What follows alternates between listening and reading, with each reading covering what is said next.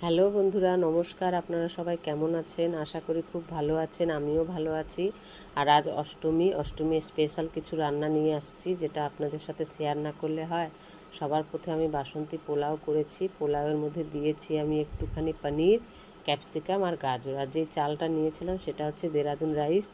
তার সাথে আমি একটা খুব সুন্দর আলুর দম করেছি। আলুর দমের মধ্যে দিয়েছি আমি ক্যাপসিকাম আর চিনির বদলে গুড় দিয়েছি। আর সুন্দর একটা পকোড়া করেছি, সেটা হচ্ছে পনির পকোড়া।